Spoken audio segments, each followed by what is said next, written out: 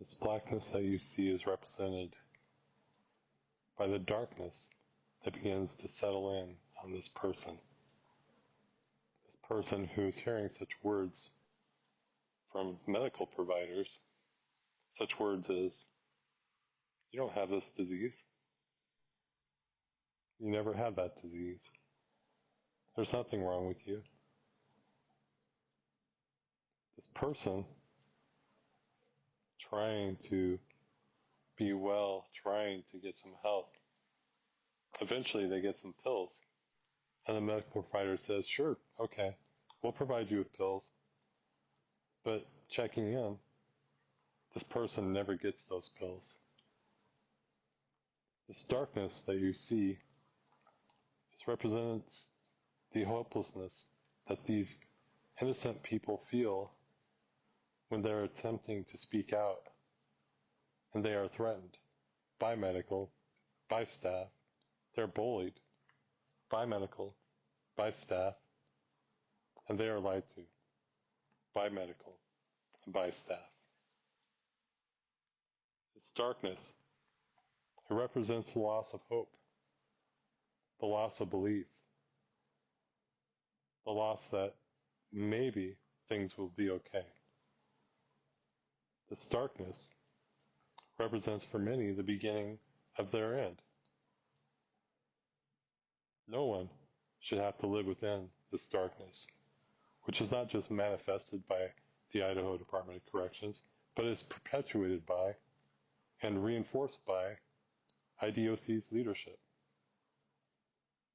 This is a darkness that the offenders who are innocent, trying to be better, trying to get help, this is a darkness that they are forced to live within.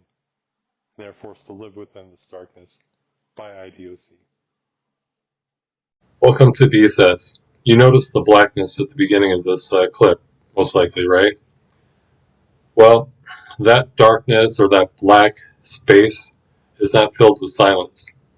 There are words in that black space, and those words are words that the offender begins to think about as they start to realize not only that they have been forsaken by a system designed to harm them, but they are also alone unless somebody will actually listen. So one day there was this offender who was limping, and you know, people limp when they twist their ankle or whatever, and those things happen. So I knew this guy was working, and he liked to play football. He was very active, played basketball. He was doing a lot of different things. But I took note that he was not just limping, that this was a very severe walk, and he was laboring. So it wasn't just normal. And I kind of kept an eye on it because it was just kind of screaming out to me like, hey, this looks really way off. What is going on? So I took note, and finally I let it go for a few days because I thought, well, maybe it'll improve. He'll put some ice on it, whatever, shake it off. And so that wasn't happening. I was still watching him. I was like, hey, yo, man, I need to talk to you. So I pulled him out of line, and I brought him into the office. And I asked him what's going on. And, like all offenders, they're not going to give you any information. You have to know what's going on. And so I was like, I'm watching you walk, and obviously you're not walking well. And so tell me. So he told me that he was playing football or whatever. He twisted his ankle, he stepped in a hole, and that was the issue. And I was like, how long did it happen? And keep in mind, at this point, I had noticed that he'd been walking that way for quite a few days. And again, if I had seen some improvement, I wouldn't have pulled him in. But I wasn't seeing improvement. If anything, it was getting worse. So he told me it happened. I don't know how long it went, how long ago it was. I put it in the IR, which is posted on Instagram. And so I was like, look, dude, you're going to medical. And he did not want to go to medical. So for those of you who are unfamiliar, if you go to medical, it costs money, obviously. And even putting in for what is called a health service request or an HSR, that costs money. At the time, I think it was like $5 or something. So if you're in prison and you're working, You're not working for dollars, you're working for cents. And so $5 is a lot of money on the economic scale of what things cost in prison. So I wasn't giving this guy a choice. I was like, look, if you don't go, I'm going to make sure you go, because obviously something is wrong.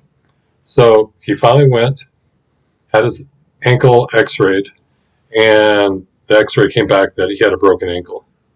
So you can read that IR that I wrote and that I submitted and kind of look at what's going on there. So from there, obviously, having a broken ankle impacts one's life.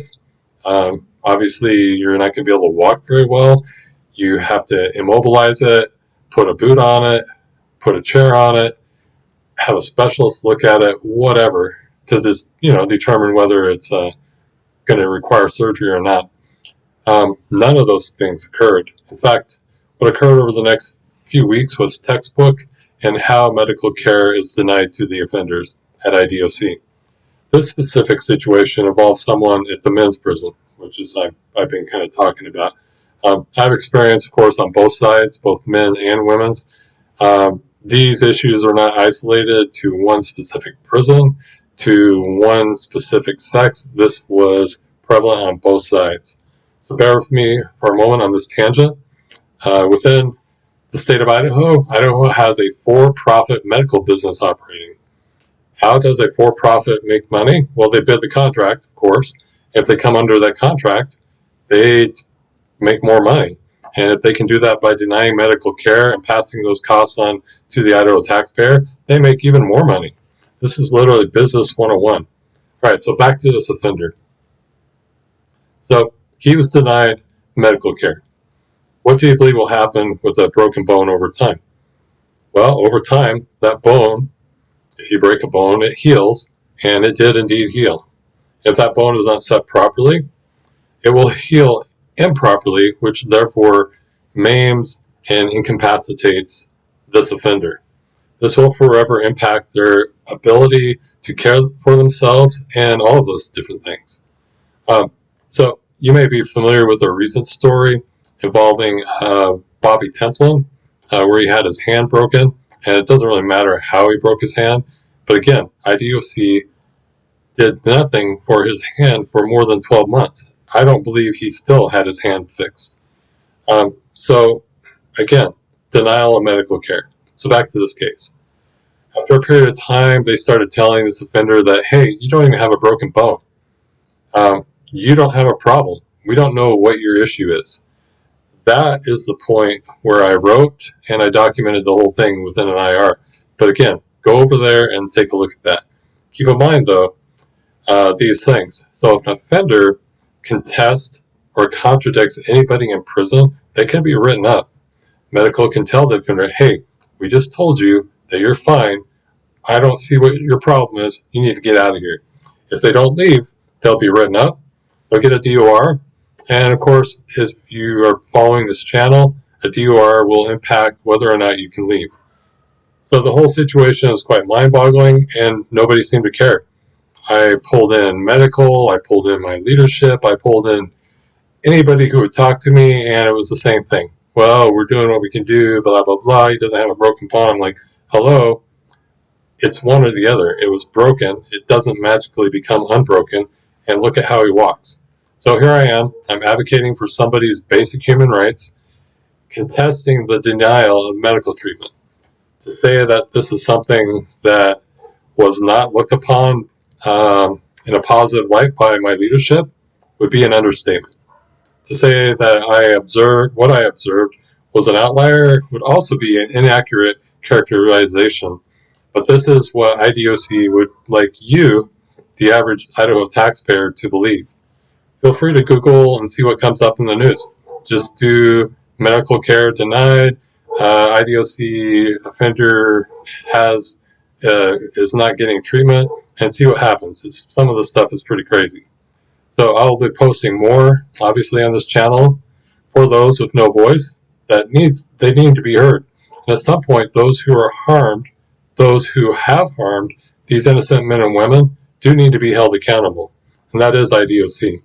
It should also be noted that if security, and trust me, security all the way up to a leadership group downtown, if security can look the other way when innocent people have medical conditions and are actively ignored and not addressed, what do you think happens when staff rape and torture these same incarcerated individuals? What do you expect? They look the other way too. Take a look at the video, Sex in Prison, and their own words. This is not something that hardly ever happens in IDOC. It is part of the culture, for it is the way. Well, I'm very short on time here. I feel that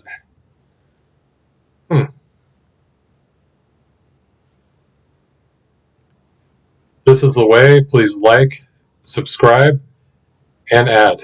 Thank you.